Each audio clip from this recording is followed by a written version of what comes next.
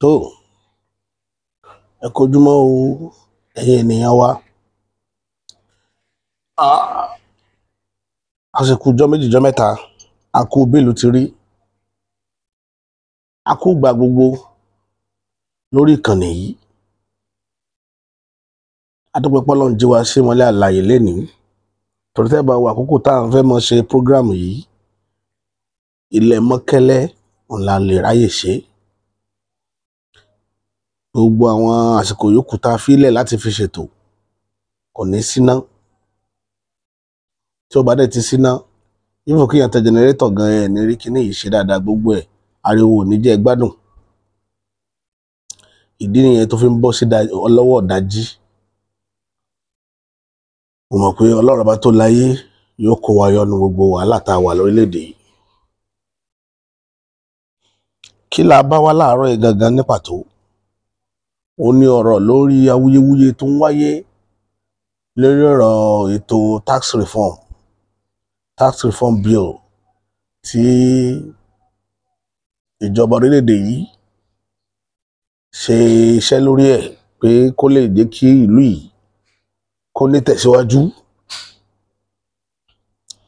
Lélẹ̀ tó jẹ́ pé ní apá òkè ọya lọ́hùn-ún ní àwọn northern part, our 19 governors ní north ló go against ẹ̀.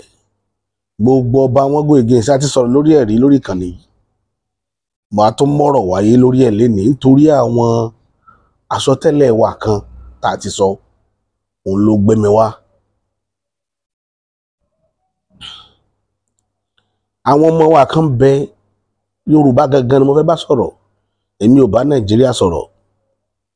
Ìran Yorùbá, ẹ pé mo máa ń sọ categorically pé ètò yìí láti fi ta àwọn ọmọ Yorùbá jí kúrò nínú àsopìyé wọn. Because tí Yorùbá bá fọwọ́sowọ́pọ̀, ìṣòro wa ò ní pọ̀, yóò mọ bíntín. Wọ́n ní àìwọ́pọ̀ ejò òun ló máa ń ṣekú pa ejò. Tí ọká bá ṣáájú, tí paramọ́lẹ̀ tẹ̀lé, tí gbogbo àwọn ìran ejò tí wọ́n wọ̀ tẹ́lẹ̀ ra wọn lẹ́yìn, kò sí bàbá ńlá ẹni jẹ́ dúró dọ́mọ ejò. Ṣùgbọ́n torí yẹ́lẹyẹ̀lẹ t'Ọlọ́run dáràn Yorùbá láti lẹ̀, ó máa ń fìyà jẹ wá lọ́pọ̀lọpọ̀ ìgbà tó jẹ́ pé àárín ibi tó yẹ ká ti gbéra wa níjà, a ní dúró, a máa ráwọn kan tí wọ́n mọ kọ̀yìn sí pé nǹkan kan mẹ́járe òun ló mọ nítorí tí fi ń fa wàhálà. Ọ̀rọ̀ tá à ń sọ ọ̀hún olódélẹ̀ yìí. Yorùbá sì máa pa òwe kan, wọ́n ní tá a bá gbọ́ ọmọ ọba kan èèyàn létí, tá a bá gbọ́ ọmọ ìyá ẹni létí, ọmọ ọba kan ò ní bẹ̀rù èèyàn. Kí nìdí òwe yìí? Òun nínú gbogbo wàhálà tẹ́rí tí ń ṣẹlẹ̀ lókè ọya yìí. Ntẹ́ fi mọ òkè ọya nu wípé wọ́n yìí ṣe ní àbátò. Àwọn tó dà yín papọ̀, àwọn náà ń fún yín ní 75 years, náà ń fún yín 50 years kẹjọjọ fi gbé papọ̀ kẹ́ lè rí àbọ̀ rere pé Nàìjíríà ó ti tò dáadáa gbà yẹn, ẹkọ́nọ́mì yìí ó ti boom.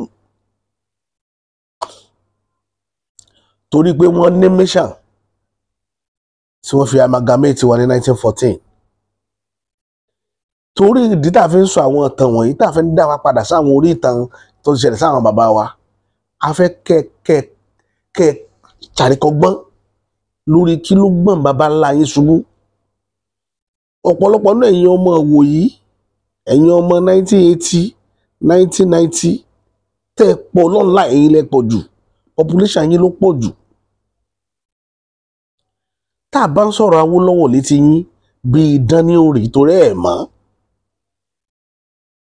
Ìfúnkan bí ẹ̀ 1981 kò lè dá Awólọ́wọ̀ mọ́. Nítorí pé bàbá kú 87, ẹni tó bí 1981 ṣẹ̀ṣẹ̀ pọ̀ ọmọ ọdún méje nígbà tí Awólọ́wọ̀ kú. Bóò ló ṣe fẹ́ mẹ́ni tán pẹ̀lú Awólọ́wọ̀? Gbogbo reason rẹ̀ tá a fi ń sọ̀tàn létí yín. Mo dẹ̀ sọ̀rọ̀ kan, mo ní téèyàn bá ní tìtàn báwo, èèyàn ń tanra rẹ̀ ní. àìgbọ́gbọ́yé ìtàn ni máa ń múni rìn níbi tí bàbá ńlá ẹni ò ti rìn rí, tí sì máa ń fa kí okùn ẹ̀mí tètè já. ìtàn la gbọ́ láti mọ ibi tó yẹ ká rìn sí àti ibi tí ò yẹ ká rìn sí. ìdí tá a fi ní ìtàn nu, tí Yorùbá fẹ́ pàtàkì ìtàn. olóòmọ sọ pé tọmọdé ò bá bá àrọ́bá, tí ò bá bá ìtàn yóò bá àrọ́bá, torí pé àrọ́bá ń bá àtàn. òun náà máa fi sọ wípé ọmọ òní bá pè lé ìyá rẹ̀ kò sí aṣọ ró, àwọn kan tó ní kò sí aṣọ dá. tọmọ bá bọ́jú bá pè lé ìyá rẹ̀ kò ní ṣaṣọ ró. ìtàn náà wọ́n ń try láti rìfà sí. ìtàn náà ń rìfà sí. aṣọ ìrìn àjò Awólọ́wọ̀ nínú ètò òṣèlú orílẹ̀-èdè Nàìjíríà, pé tá bá ń sọ̀rọ̀ akitiyan àti ìgbìyànjú, bàbá ìgbìyànjú púpọ̀, ṣùgbọ́n gbogbo t'Awólọ́wọ̀ ti ṣubú gbogbo ẹ̀ láṣàfihàn rẹ̀. kí ló fà á b'Awólọ́wọ̀ ṣe ní àkóyawọ́ tó, tí Ọlọ́run fún un ní oríire tó, tọ́lọ́run fún un ní ẹ̀bùn tó téèyàn lè fi deliver? kí ló fà á tó fi ṣubú? ibi tó yìnbó máa ń sáré lọ nìyẹn. tó yìnbó bá fẹ́ wo àṣeyọrí rẹ̀ wọ́n rò wò pé kí ló dé tó àṣeyọrí yẹn ò fi lè jáde. bóyá àwọn èèyàn ló di lọ́wọ́ àbí wọ́n fúnra rẹ̀ ló dìra rẹ̀ lọ́wọ́. nínú àwọn àrọ́bá àti bàbá tó jẹ́ bàbá àtàn yìí, a rí wípé àwọn ibìkan wà t'Awólọ́wọ̀ náà ti ṣẹ̀ṣẹ̀ gbé. a sì rí àwọn àyè kan t'Awólọ́wọ̀ tí wọ́n àwọn èèyàn náà ti takò, tó jẹ́ pé ìṣubú àwọn èèyàn ló gbá Awólọ́wọ̀ ṣubú ńbẹ̀. méjèèjì ó ní Tinubu wá múlò ló gbé òun débi tó délé ní. tẹ́ ẹ bá rò pé kò múlò, ó múlò. nítorí ẹ̀yin mo ṣe máa sọ fún yín pé tọ́ ọ bá fẹ́ jẹ́ olóṣèlú, kì í ṣe kákan máa sọ̀rọ̀. o gbọ́dọ̀ mọ àyínnìkí àti àyínnìpadà. tán pè lóṣèlú, ẹlẹ́tẹ̀ èèyàn ní máa ń ṣòṣèlú.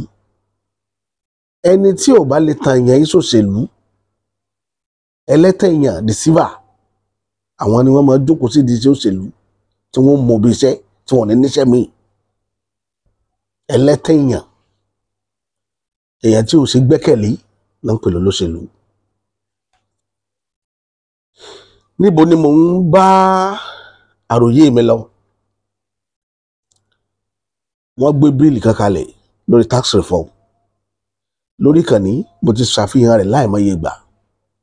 mo ṣe chart, mo gbé chart yẹn jáde. South West ló ní tax ti ń jáde jù lórílẹ̀‐èdè Nàìjíríà. South West, ilẹ̀ Yorùbá. àwọn tí wọ́n ń jèrè kíní jù àwọn Òkè Ọya ni. bóun la bàbá tèmi ó ṣe máa ṣe wàhálà tí àwọn bàbá tí wọ́n mọ̀ wá jẹ́ àtàwọn ọmọ wọn. òun ní gbogbo wàhálà táwọn bàbá wa ti ń bàbọ̀ láti ẹjọ́ yìí, pé a ṣe é ṣiṣẹ́ tọmọ ẹlòmíì wà máa jẹṣẹ́ náà téèyàn sì ń bẹ láyé. àwọn ń pariwo, ṣùgbọ́n pọ̀lọpọ̀ nínú àwọn tá à ń pariwo sí ò mọ̀ túmọ̀ ariwo tá à ń pa. wọ́n kàn rí bí ariwo lásán. wọ́n ní mo sọ pé ọ̀pọ̀lọpọ̀ ọmọ Yorùbá tí ń sọ̀pọ̀tì ìjọba bàbá Bọ́lá Ahmed Tinubu, ọ̀pọ̀lọpọ̀ òye ní òye wọn. ọ̀pọ̀lọpọ̀ òye wọn. tá a bá ń sọ̀rọ̀ Yorùbá nation, wọ́n rò pé bóyá kàn ẹ̀gá ń pa tó ni. pariwo lásán lọmọ ẹyẹ oko ń pa. kò yí ọ̀pọ̀lọpọ̀. ó wà lára àwọn ìdí tí mo fi sọ fún bàbá wa Bánjí Akíntóyè pé bàbá ẹ dákun ẹja jáde, ẹja wọ ọ̀nà tá a lè gbé kíní gbà ká fi enlighten àwọn èèyàn wa. ọ̀pọ̀lọpọ̀ ní kíní yìí òye. ara àwọn òye yìí onìkan tẹ rí ilẹ̀ Haúsá yẹn, mo dẹ̀ ń sọ ní gbogbo ìgbà wípé aláùsá àti British ọmọ ibi tán dì sí. ó ṣe jẹ́ pé ìjọba tí ó bá rúlu lórílẹ̀‐èdè yìí ó gbọ́dọ̀ dé Chatham House lọ sọ̀rọ̀ ní London. táwọn bá ti accept ẹ̀ ń bẹ̀ kò sí tí ó gbé wọlé Nàìjíríà. Ṣé ìbò ní gbé yẹn di president Nàìjíríà? Kì í ṣe bò. Ni mo ṣe pé Bọ́lá Ahmed ọmọ Tinubu pé bàbá ìwọ ó ṣe òní, ìwọ ò rí gbà àti tiẹ̀ lò báyìí, but tó bá jẹ́ pé lódodo interest Yorùbá lọ ní, kì í ṣe pé kàkà máa sarúmọjẹ àfi Yorùbá sípò àfi Yorùbá sípò àfi Yorùbá, à ń fi Yorùbá sípò kọ́ ni pé èèyàn ń support Yorùbá ní tí ò yọ pọ̀lọpọ̀ ní. ṣe bá ọmọ yín lẹgbẹ́ tó kún IG, ṣé wàhálà ọmọ ṣẹlẹ̀ nílùú bàbá rẹ̀ nílẹ̀ Yorùbá, ṣé wọn ò máa jíyàn gbé? Ẹ̀mí èlò ń gbà wọ́n pa àwọn ọba, ẹ̀mí èlò lẹ́rẹ́gbẹ́ tó kún tó fara ya pé wọ́n pa ọba nílùú òun. Gbogbo Yorùbá tí Tinubu kó síjọba pátá, èwo ni wọn ló jà fún interest ilẹ̀ Yorùbá? Ẹ ti rí tó jà fún interest ilẹ̀ Yorùbá nu wọn kó sí. Ní tí mo ń try láti sọ tọ́pọ̀lọpọ̀ understanding ní tọrọ pa wà sentimental pa àfẹ́ràn bàbá Bọ́lá Ahmed Tinubu. Àwa fẹ́ràn bàbá Bọ́lá Ahmed Tinubu. Bàbá Bọ́lá Ahmed Tinubu ní play game, ń play game. Mo dẹ̀ ń sọ fún pé game tẹ́ ń play yìí, ìran yín ó jẹ páànù núyà, ẹ̀yin ó ti lọ tán. Ọmọkùnrin kan lára àwọn ọmọ tí wọ́n ń support bàbá Bọ́lá Tinubu, ẹ gbọ́ ohun rẹ̀ lónìí, ohun rẹ̀ méjì máa play. Níbi kan ń béèrè pé ta ni ó wà sẹ́kù nínú ìran Yorùbá tí Bọ́lá Ahmed Tinubu bá lọ tán, ta lẹni náà tó tó gbangba sùn lọ́yẹ́. Bí mi náà ṣe ń bèèrè àmínú láti over 15 years tí mo ti ń tẹ̀lé Bọ́lá Ahmed Tinubu pé ta ni ó kù, ta ló lè rìn bí Bọ́lá Ahmed Tinubu ṣe rìn, pé opportunity rèé, opportunity ní kíní ìjẹ́ fún wa láti kẹ́rù kangara wa kúrò ní orílẹ̀-èdè yìí tí ò sẹ́ni tó lè mú wa báyìí. Tí Mósè bá wo agbára tí ń bẹ lọ́wọ́ rẹ̀, tó bá jókòó táwọn ọmọ Ísírẹ́lì ní ilẹ̀ Egypt tí ò bá gbégbèsè pé kí wọ́n múfù wọn lọ sílẹ̀ Kínánì kó fẹ̀mí rẹ̀ rúbọ fún, àwọn ìran yẹn ó wà lábẹ́ Egypt dọ̀la. Ìsídà kan máa yọ Egypt lẹ́nu tàbí kí Egypt máa yọ wọ́n lẹ́nu, ìkànnì méjèèjì ni ó jẹ́. Tí Mósè ò bá kó wọn kúrò, gbogbo ẹ̀ náà kọ́ lọ́lọ́run.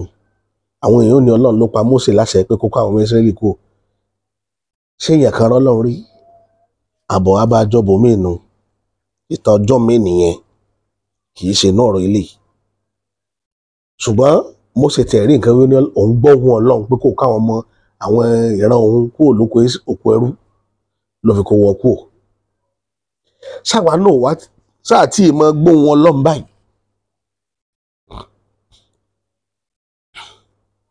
Sáà tí ì máa gbóhùn Ọlọ́run báyìí.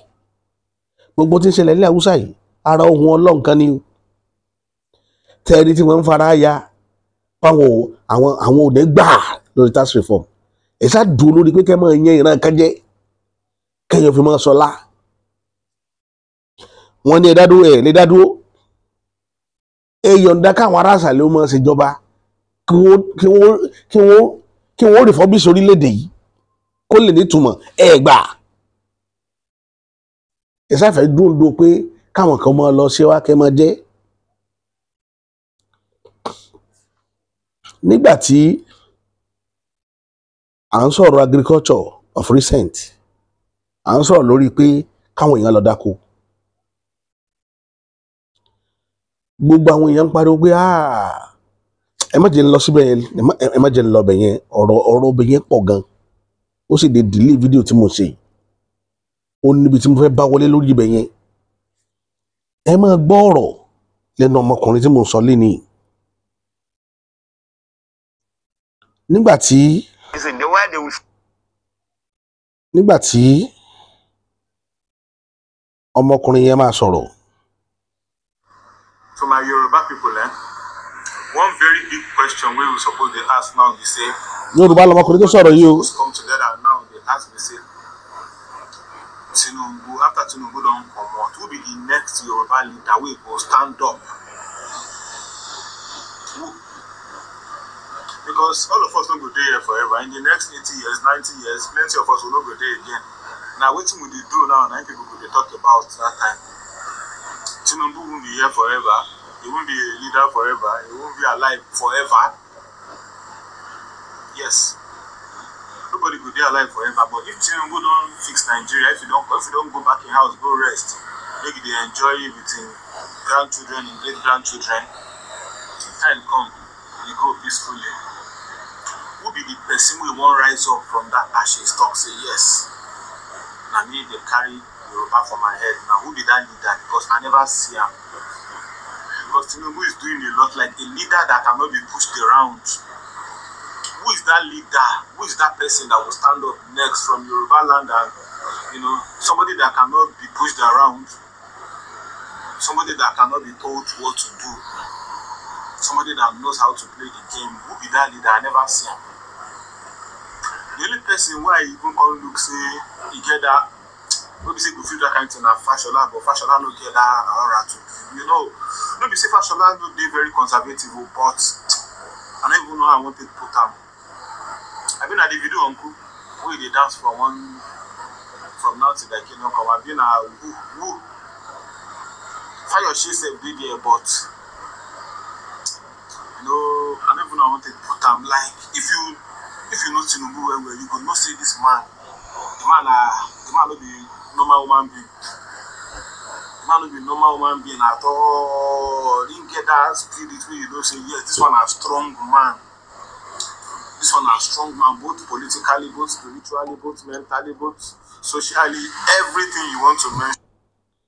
Ara àwọn ibi tí mo ń sọ̀rọ̀ lọ attribute ti bọ̀bọ̀ yìí lórí ọ̀rọ̀ Tinubu rẹ̀ ó wá ń tẹ̀ láti sọ̀rọ̀ wípé ta lẹni náà nílẹ̀ Yorùbá ọmọ Yorùbá ni ó tó lè dìde ìrìn àjò yìí kò sí omi ìgbà àsìkò dé fúnra Yorùbá láti pàtọ́pọ̀ ẹ̀dá àkókángárá wa kó Nàìjíríà kò sẹ́ni tó lè mú wá sí lásìkò yìí gbogbo nǹkan ló lákòókò àtìgbà tiẹ̀ o gbogbo nǹkan ní ayé ló lákòókò àtìgbà tiẹ̀ game tá bàbá wa ti play látọjọ́ tó ti pẹ́ tọ́lọ́run wá fún wa ṣe wọn ló dé máa pariwo reason tèmi lèmi ń sọ lẹ́nìí mo dẹ̀ mọ̀ pé ẹ padà sórí reason mi tí mo fi ń sọ̀rọ̀ tí mo ń sọ yìí because gbogbo yín lẹ sùn tẹ kọrí síbi kan náà lẹ́nìí tẹ ń gbàdúrà fún Nàìjíríà tó jẹ́ pé òfurufú dání kò sí nǹkan kan nú ẹ̀ ẹ̀tàn àti irọ́ ló wà ní Nàìjíríà tí kì í bá ṣẹ̀tàn àti irọ́ báwo ni èèyàn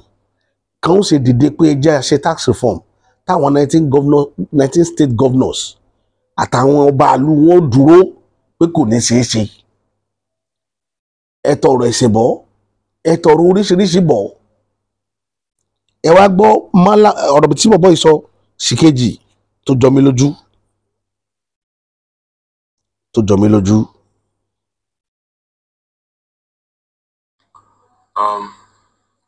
I'm going to say this, and I'm going to be very, very straightforward. Yeah, I respect the Northerners a lot. Yeah, I don't respect their leaders though. I don't respect their politicians in the North because they are all lazy people, very lazy and very backwards. Yes, I am talking about the regular people in the North in general. I don't have any issues with them, and I don't think anybody has any issues with them because their leaders are their problem. Their leaders are their biggest problem in the North. So just like other regions too. Now, I saw something on Twitter and it's very, very annoying. I never see anything vex me reach that thing before. Me, when you say I don't even too much vex if I see something, this one really annoys me. Yes, the northern governors, their preachers or whatever, they have been against this bill, talking about one thing or the other. Just listen to something on Twitter now. This thing just they make my belly they boil. So now, if the North no longer wants to be part of the country, they can pack their load and cut off. Nobody's going to miss anybody. We should just go back to the regional government where we say we get before. So if the northern part of Nigeria, if they are going to be an obstacle to the progress of the country, then everybody should go on the obstacle ni wọ́n for progress ìlú yìí látọjọ́ tó ti pẹ́ gbogbo wa dẹ̀ mọ̀ Bàbá Bọ́lá Ahmed Tinubu mọ̀ báwọn ní obstacle látàyè Awólọ́wọ̀ láti mọ̀ obstacle ni wọ́n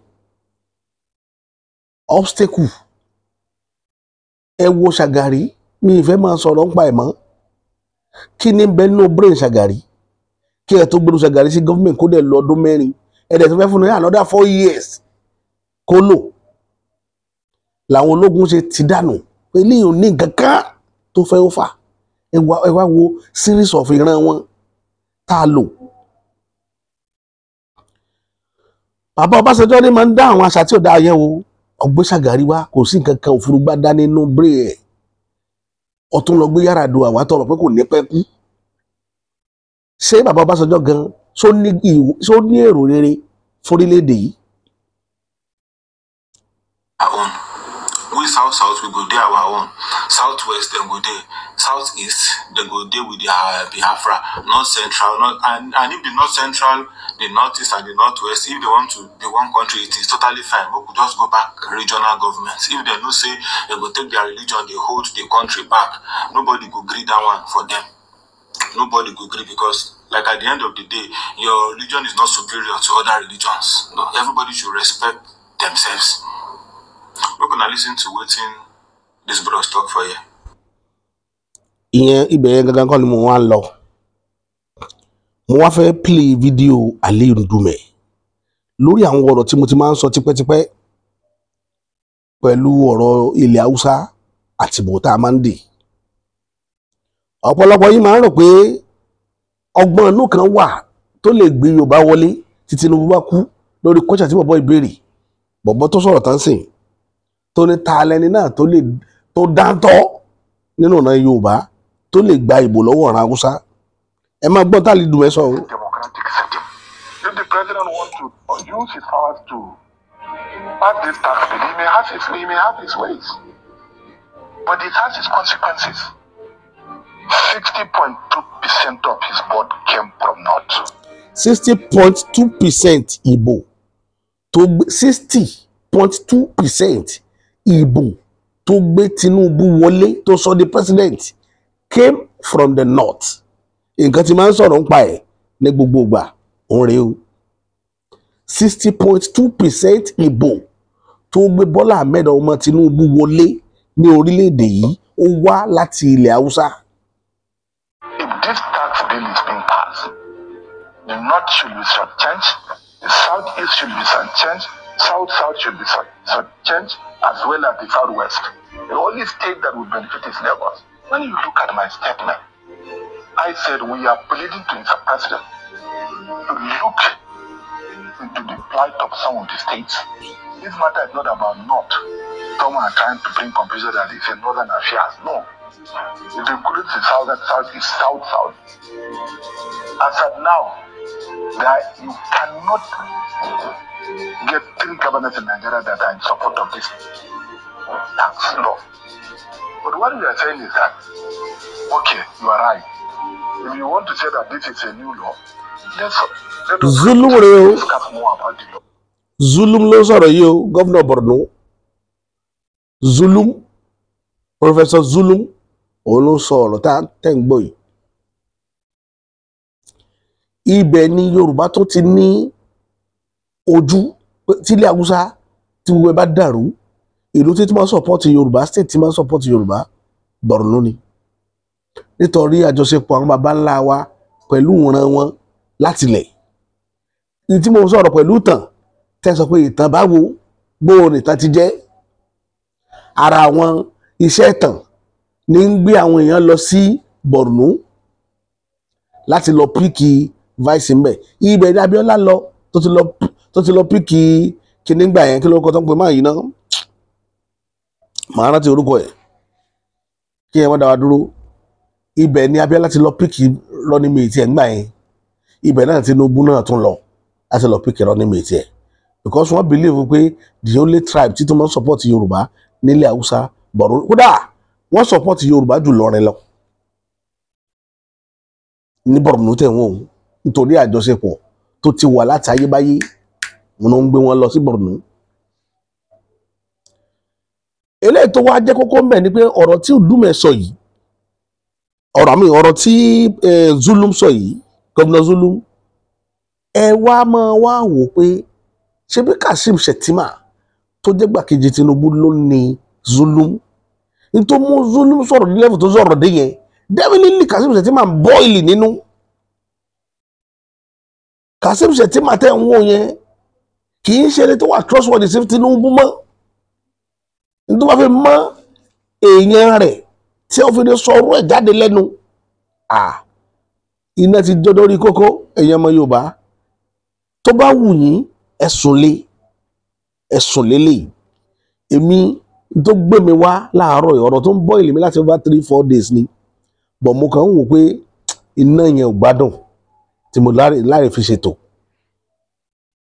kíní ó ń bà mí nínú jẹ́ gan gbogbo opportunity tọ́lọ́run lè fi yọ̀ǹda ìrìn àjò fún yàn láyé láti lè dá dúró tí ìran Yorùbá fi dá lọ èmi ò ní sọ kankan mi ò ní fọ̀rọ̀ sábẹ́ à ń sọ èmi ò sì bẹ̀rù èèyàn ṣùgbọ́n tèmi ó máa sọnù òdodo ọ̀rọ̀ tèmi tó bá wù yín ẹ̀sùn lé mo mọ̀ pé àrọ́mọdọ́mọ yín ó padà wá tí ọ̀rọ̀ yìí tí wọ́n mọ̀ fún yín èyí tẹ́ ẹ̀ sọ́pọ́ọ̀tì yín Nàìjíríà wọ́n mọ̀ fún yín lépè wọ́n mi tẹ́ bá wà tó opportunity wà fún yín lénìí àìsí rẹ̀ fún ata lẹ́ẹ̀mejì kí irú opportunity tó tún wá yóò tó tó 100 ọdún ṣe bí 50 ní British fún yín láìpẹ́ yìí pé after 50 years l'economy yóò tó wà pa 100 ọdún ẹ̀ sì wà lórí wàhálà yẹn 100 ọdún ẹ̀ sì wà lórí wàhálà yẹn ẹ wá máa gbọ́ tí bàbá Jagajaga yìí sọ o. And they will have their police. Then okay, what of the other side? Then that is the difference. That is mean you want to share this country to Lagos state only to be the headquarters. Okay, if that is what this president, since he come, he renovated president house in Dodombara, he renovated vice president Dodombara in Lagos. Why the other president doesn't renovate the house? And anywhere he's traveling, he doesn't hand over to vice president. Vice president remain as a vice president, he doesn't hand over to him. He only carry his son. Anywhere he's going, he's carrying his son. I saw him in France, shaking Marco. I saw him in Qatar. I saw him in Guinea, Equatorial Guinea. Is the son, is he president? Do we vote him? Is he a minister? Ọ̀rọ̀ Ṣèyí ní sọ yẹn o. Wọ́n ní gbogbo ibi tí Tinubu bá lọ ló máa mú Ṣèyí lọ. Bó òun rí Ṣèyí ní France, òun rí Ṣèyí ní Qatar pẹ̀lú Tinubu. Pé tó bá lẹ̀ ń lọ kò ní hand over power fún Kashim Shettima. Ọ̀rọ̀ tẹ́ bá ń gbọ́ onímọ̀ ṣe ń sọ fún yín pé nígbà tẹ́ sọ pé 27 oṣù ọ̀fọ̀ Tinubu ẹ gbàgbé lórí ẹ̀ èmi yìí mo fọwọ́ sọ̀yà lé lórí tó bá dọjọ́ náà lọ́hùn ẹ pa ajá fún mi máa jẹ́ tí Tinubu tó bá rí ìbò láti ilẹ̀ Haúsá èmi tí mo dúró sọ fún yín lónìí mo sọ fún yín géèmù tán play nígbà Jonathan ni wọ́n play ní 2027 ẹ lọ wo ẹ pé Àtíkù sọ̀rọ̀ mọ́ ó mọ̀ pé Tinubu ti commit blunder kì í sọgbọ́n inú ni gimmick ni ẹ máa wo nǹkan tó máa ṣẹlẹ̀. Where is our foreign minister? He pushed all of them in the bench. This person is not ready for Nigeria. It's only a family game and they will not take it, Oga. We don't have me. I only respect. I don't fear anybody. I don't fear arrest. I don't fear to death. That is one. Then secondly, nobody, president cannot bring France soldiers to northern Nigeria. I heard they will come to Kaduna and Sokoto. It's a lie. They will never come there. Me, I'm retired military. I can go back to uniform and chase those people out. They can never. They will never. Niger, send them off. Mali, all the France colonies, send them out. Why are we working with France? What is the achievement with France? The colonies were the colonizers, well, they want out, and they are not with them. Then why is the president eager for France? If he carry them, he will drop them in Lagos.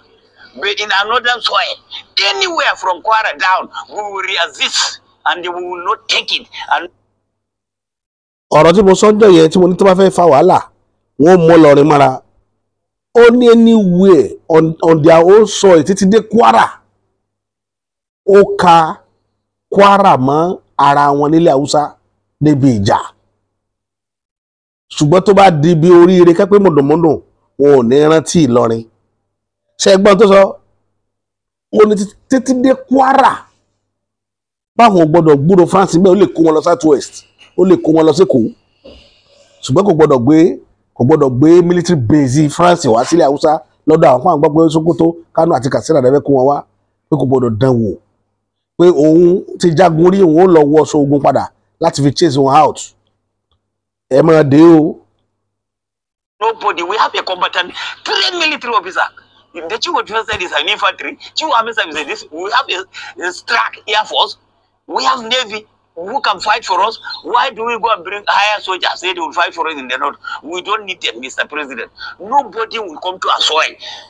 Oslo minerals. From that minerals, that's what they did in in Niger. 64, they don't have the destiny. It is yesterday they take control of the in Arlik, in Agada. So we will not take that in. Mr. President. Those foreigns you discuss with them MOU fine, the MOU will remain in Lagos. It's not for Kaduna, it's not for Kano, it's not for Zamfara. In the northern soil as well from Kwara, we will not take that MOU. Only in the northern soil from Kwara. Also to Kwara, I mention again. Àwọn ò ní gbà kébìlì Brazil France kó wà ńbẹ̀. Ṣé ń gbà bẹ́ẹ̀ gbọ́ ẹ̀yin ènìyàn mi? Ẹ jẹ́ káwọn ọmọ yín tí wọ́n wùwọ́ máa lè kí wọ́n dẹ́tí. Àwọn wèrè inú Yorùbá tí wọ́n ṣe bí ẹni pé àwọn gbọ́n ju gbogbo ọ̀ràn Yorùbá yòókù lọ. Àwa tá à ń pariwo Yorùbá nation à ń ṣe òmùgọ̀ àdẹ̀mọ́bí tá à ń lọ. Ṣùgbọ́n ọ̀rọ̀ ọ̀la ni ẹkún ọ̀la fọmọ Yorùbá tí ò bá dígìrì lénìí kó ronú. Eléyìí tí ń sọ̀rọ̀ yìí ọ̀rọ̀ àwọn èèyàn lè má mọ̀ dáadáa. Òun náà ń pè ní Garus Gololo ọmọ ilẹ̀ Haúsá ni Dr. Garus Gololo òun ló sọ ọ̀rọ̀ yìí former military officer ni. Ẹ má jẹ́ kí n parọ́ tẹ̀yìn jẹ ọ̀rọ̀ tá kú apá bá sọ òòṣà òkè ló sọ ó mọ nǹkan tí wọ́n mọ nǹkan tá ń sọ lẹ́nu. You cannot go and do MOU without carrying the governor alone. Do you have a ground? All the rent in the ground belong to the governors, not to federal government. Federal government doesn't have land in government. Governors have the rule of the land. That is why they have their CEO, step CEO. So you cannot control their land. Say you bring people. Nobody will take them, and they will don't need France or Jawaga. If you have anything with Marcon or you are anything, that is your friendship. You are a president to president. Then all your plan, Mr. President, we have seen it. You don't, if you are traveling, you carry the whole government will not function till you come back. Kashim have nothing to do with when you come back. He cannot call for fair meeting, he cannot call for any meeting, he only remain there till you come back. Everything is stepped down till you come back. Mr. President, we bought you because of Kashimo from the north. He's presenting us and he's a vice president. You are the only president that doesn't hand over to vice president when you're going. You say you are working leave. What you working leave? You're not only working leave, Oga. If you're going to hand over to vice president, that is why he is there.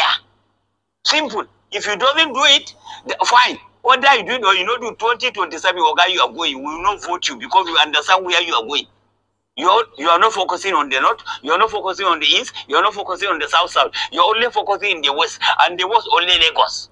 Why? Do we? Well, no problem. Ṣé gbọ́n tó sọ political talk náà ń pè yí eléyìí tó sọ political speech. Ó ní you are not focusing on the north. You are not focusing on the south. You are not focusing on the southeast. Only even southwest gan Lagos state nìkan lè focus lé lórí. Olómú tàn Benitez tó ń rí lẹ́kọ̀ọ́. Ó ní sọ pé politics bàbá Tinubu àwọn game tó dangerous ni. Òṣèlú wọn dangerous gan. Òṣèlú aláìnísinmi aláìfọ̀rẹ́ nífọ̀kànbalẹ̀ ni wọ́n máa ń play. Ọ̀rọ̀ Èkó a ṣe ń padà bọ̀ wá sórí ẹ̀ láìpẹ́ yìí. Mò ń parí àwọn fáìlì kan lọ́wọ́ ni lórí ọ̀rọ̀ Lagos State ìtàn Benin tẹ́ gbé padà wá s'Èkó táwọn èèyàn ti mọ ibi tí ìrìn àjò yẹn ti wá nípa àwọn olóṣèlú ní dá kelúkelú l'underground wọ́n fẹ́ dọ́gbọ́n ju Èkó kò lára Yorùbá nation ṣe pé ó ti jẹyọ ní ọ̀rọ̀ tí bàbá yìí sọ tó ní southwest gan ó l'Èkó nìkan lẹ focus pé àwọn other state tó wà southwest gan ò gbádùn ìjọba Tinubu. Ṣé bàbá ẹ̀ fọ̀hún àbí ò fọ̀hún? Àwọn èèyàn ti understand the game bàbá Tinubu. Everybody ti rí báyìí wípé ẹlẹ́tàn lolóṣèlú. Do anything you want, but when you are going, Oga, is the constitution you must hand over to vice president so that activities will continue and nothing like working leave. You travel and say you're working leave. I'm retired military officer. If I'm traveling, as a CEO, I hand over to my battalion twice.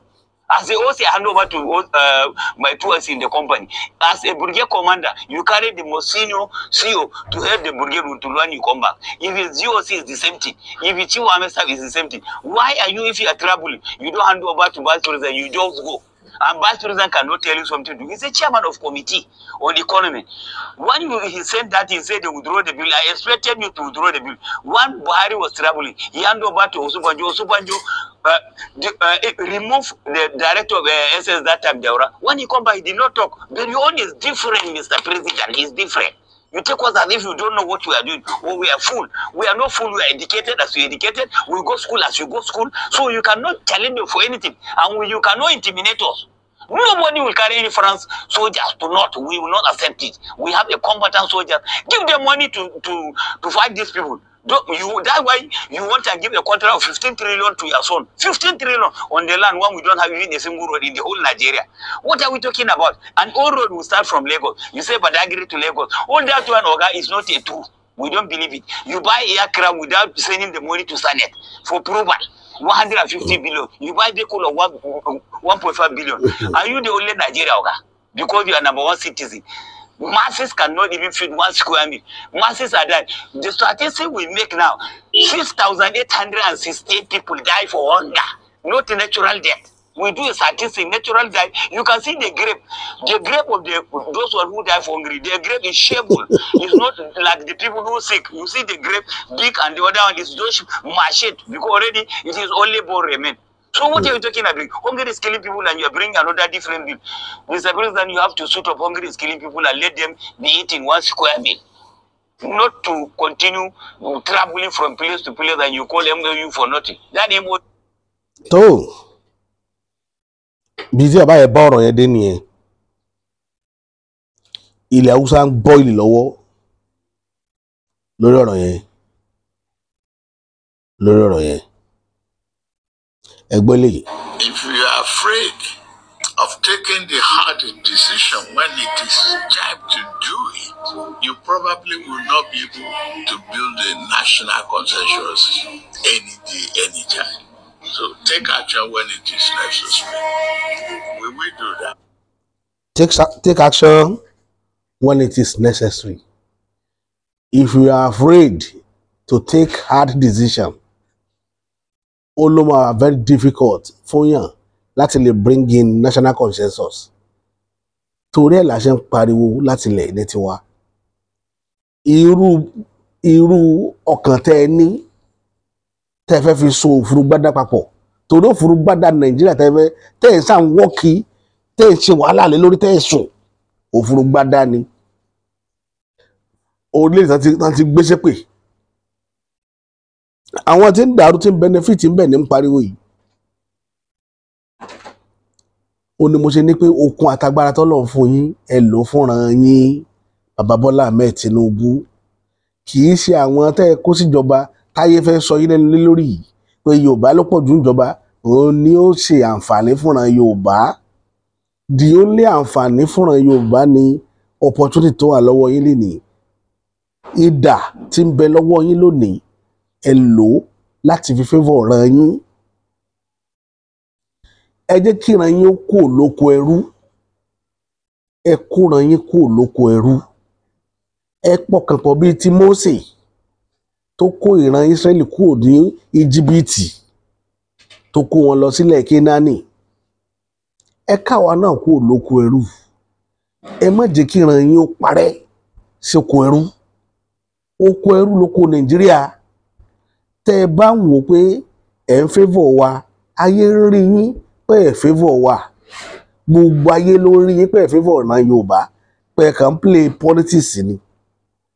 Haúsá yìí sọ̀rọ̀ gàlúlò yìí ló sọ̀rọ̀ sí. Òun ní tá máa ń sọ̀rọ̀ Southwest náà pé Èkó yìí nìkan náà lẹ́ fókọ̀sì. Pé ṣe nǹkan kan sí ààbò mi. Ṣáyé ò wá rí. Aráàta ní ń rí yìí o. Aráàta ló ń rí gbogbo ipa tẹ̀ ń kó lórí ọ̀rọ̀ òṣèlú lórílẹ̀‐èdè yìí. Aráàta ní ń rí yìí. Bó o lẹ fẹ́ kára lé ó máa wò ó. Torí ayé ti rí wípé gbogbo tẹ́ ń ṣe iná ọ̀rọ̀ lẹ dá. Iná ọ̀rọ̀. Ẹ dìde kẹ́jígìrì. Idà tó wà lọ́wọ́ yín lásìkò yìí. Ẹ lò ó. Ẹ fi gbé Yorùbá jáde kúrò nínú oko ẹrú. Ẹ gbé Yorùbá jáde pẹ̀lú dàáyín kúrò lóko ẹrú. Ṣùgbọ́n tẹ́ ẹ bá dákẹ́ ayé ti ráṣìírí gbogbo ìrìn àjò tẹ́ ẹ rìn. Tèmi ò ní jù báyìí lọ lórí ètò yìí. Tèmi ò ní jù báyìí lọ.